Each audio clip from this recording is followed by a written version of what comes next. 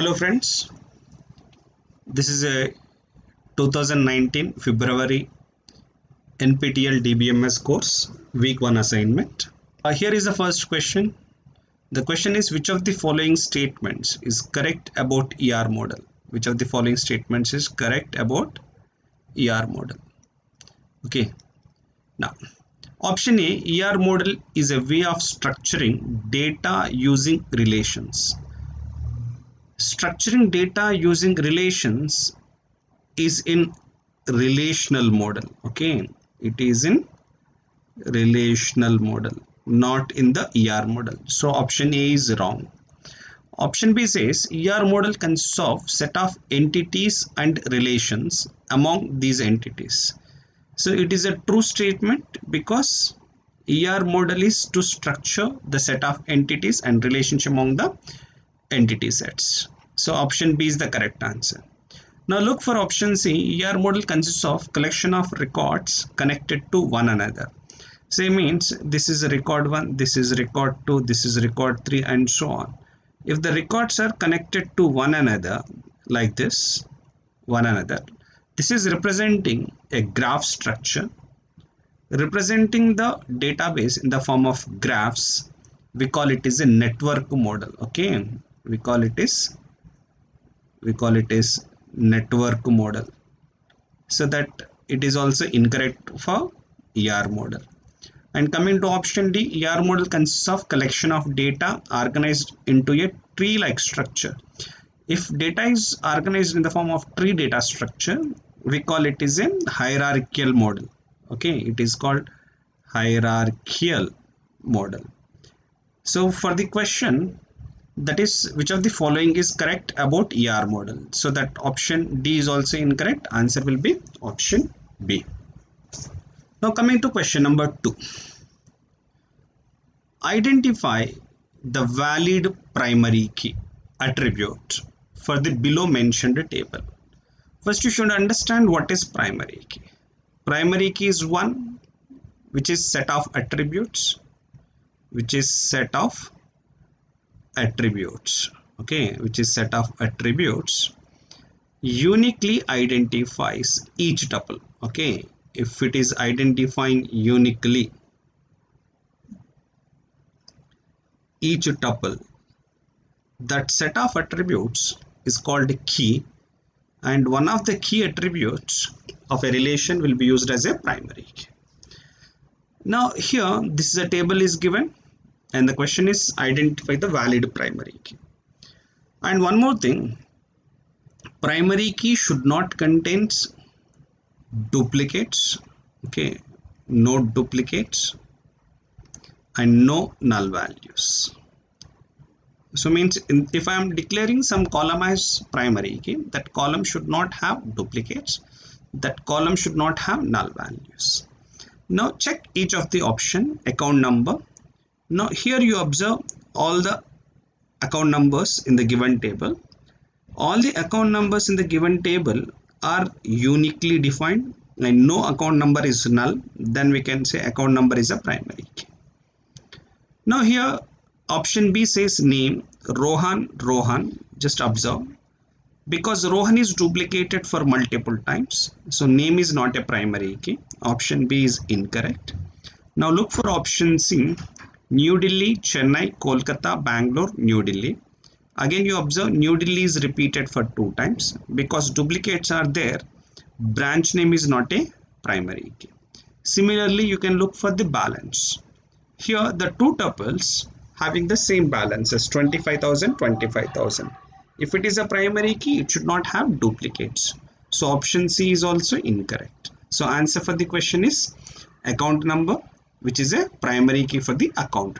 Coming to question number 3. The question is, which of the following is incorrect regarding levels of abstraction? Just understand what is a data abstraction. Data abstraction says hiding the essential details, means hiding the inner details and showing only the essential details. In database there are 3 levels of abstraction. We call physical level abstraction, over this we have logical level, logical level, and above this we have view level of abstraction. Above this we have view level abstraction. There are three levels of abstraction, and this physical level describes how data is stored into the database. Means this physical level describing how data is stored into the database, and what data structures to be used will be specified by the physical level abstraction. Logical level deals with what data to be stored and what relationships among the data will be specified by the logical level abstraction. And view level, we have n number of views, view 1, view 2, view 3, and so on. Why? Because every person need to have only limited access of the database which is pertaining to that person and not pertaining to other persons. That's why a database may provide n number of views, depends on the number of users. Every user is having their own view, means it specifies what data to be shown to a user of the database system will be specified by the view level. Now question is, which of the following is incorrect regarding levels of abstraction? Option A says physical level describes how to store data. Physical level describes how to store a record and not the relationship among the data. Here physical level describes how to store the data, means it is a true statement. But question is incorrect, so option A is wrong. Option B says logical level describes what data. Okay, logical level describes what data to store in the database and the relationship among the data. So it is also true statement, but question is incorrect. Option B is wrong. Option C says physical level describes what data, but what physical level specifies how data is to be stored. So that option C is false. Okay, option C is false. So the answer will be option C. And option D, view level hides the details of the data types, means because user view will not know what data is stored, where data is stored, what relationships among the data, that will not be shown to the users. That's why view level hides the details of the data types. Everything will be hides. It is a true statement because question is incorrect. So that option D is false. Coming to question number 4. Choose the correct statements related to database languages. There are two types of database languages. We call data definition language, and second one is data manipulation language. Data definition, which is dealing with schema of a relation. Okay, which is dealing with schema of a relation, means which is dealing with structure of a database.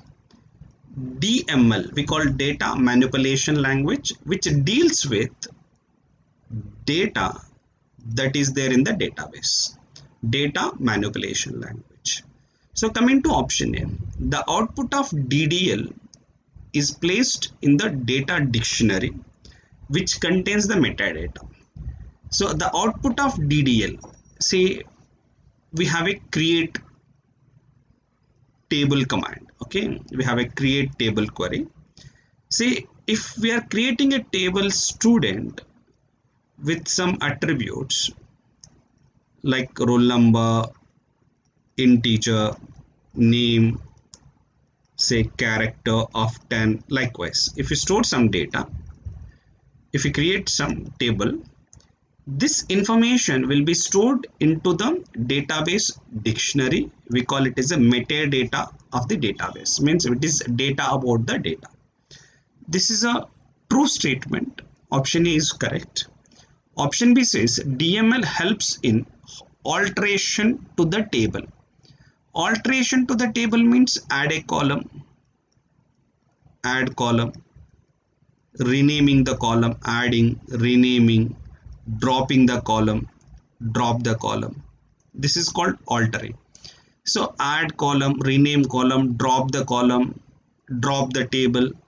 these are all dealing with structure, because these are the commands that are dealing with structure.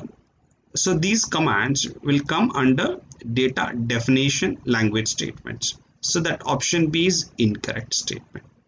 Now coming to option C, DML enables the users to manipulate the data.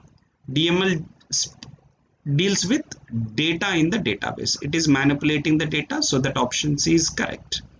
Now coming to option D, DDL helps in insertion of records to the table. Insertion of records is nothing but data. Now who deals with the data?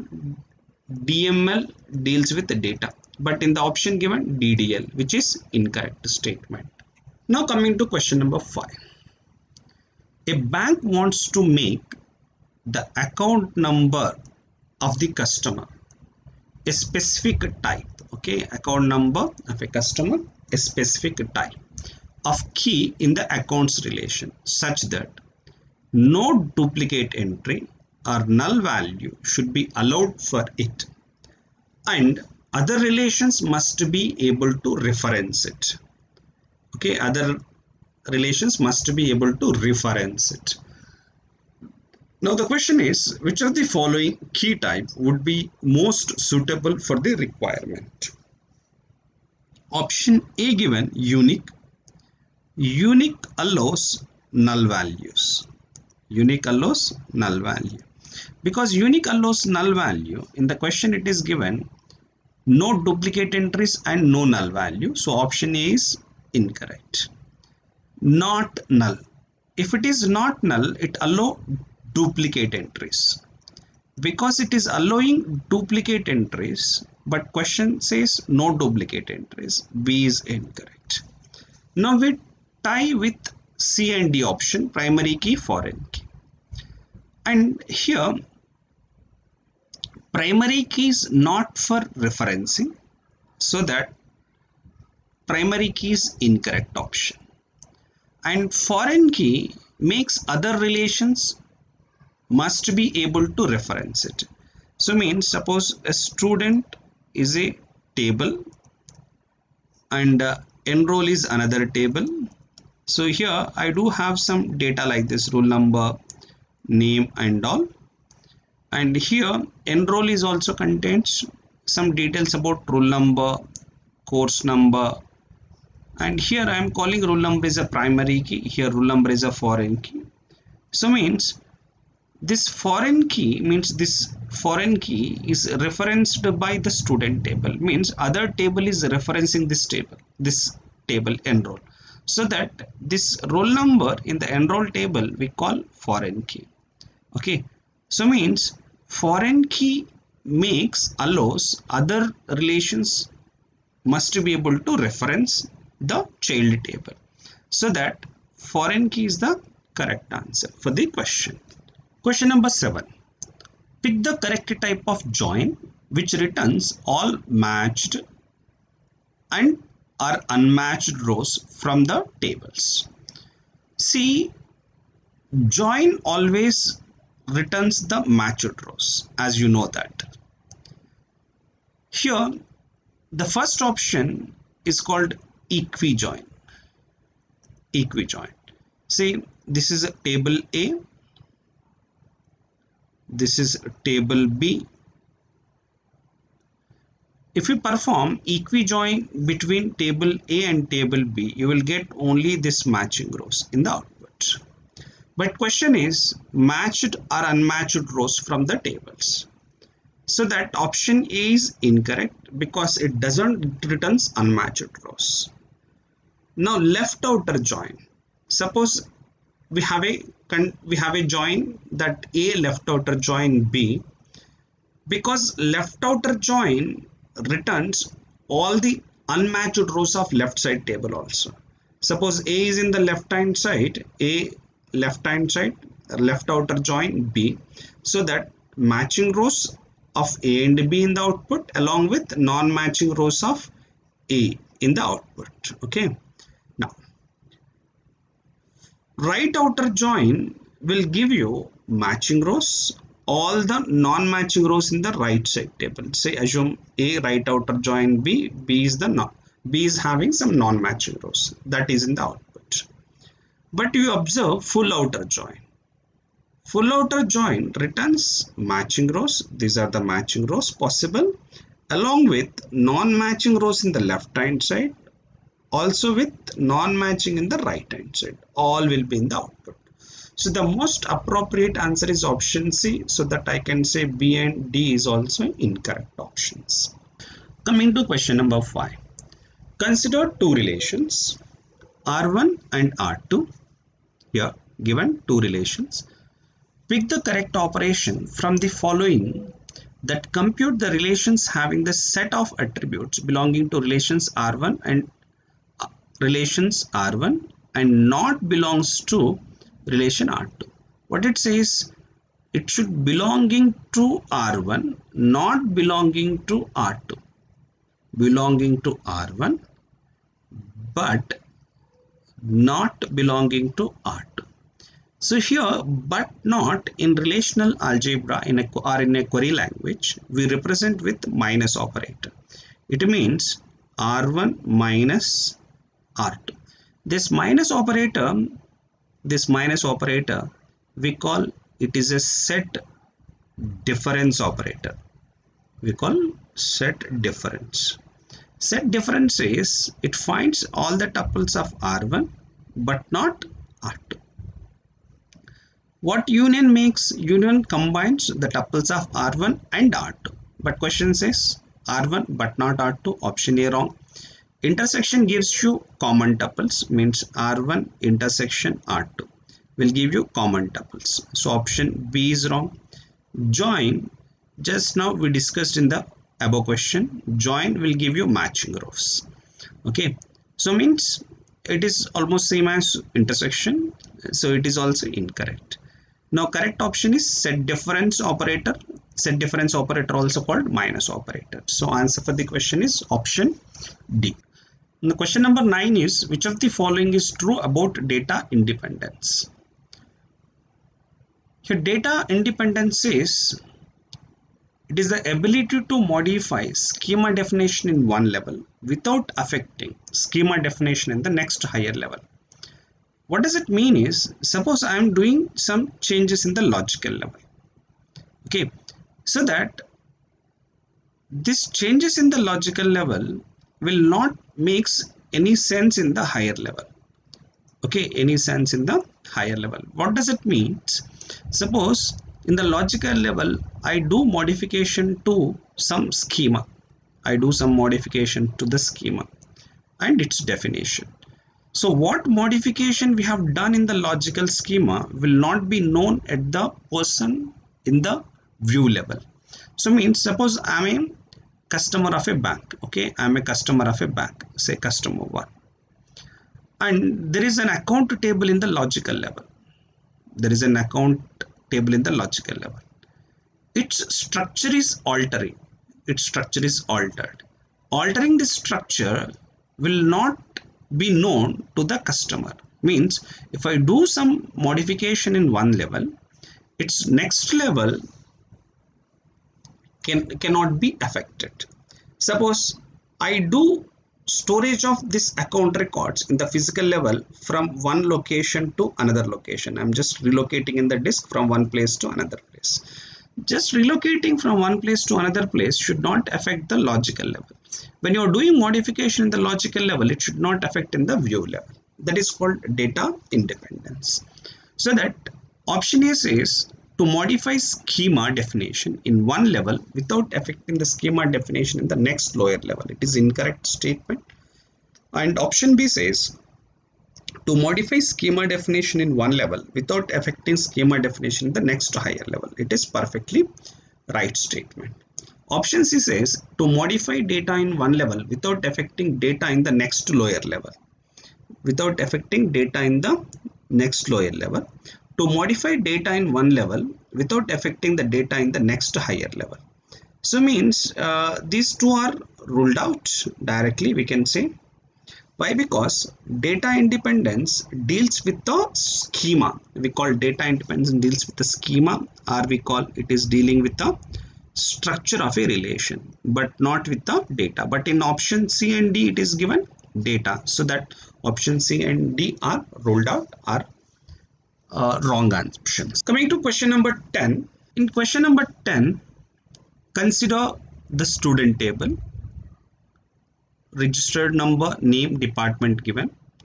Find which of the following statement is or correct for the record selected below from the student table.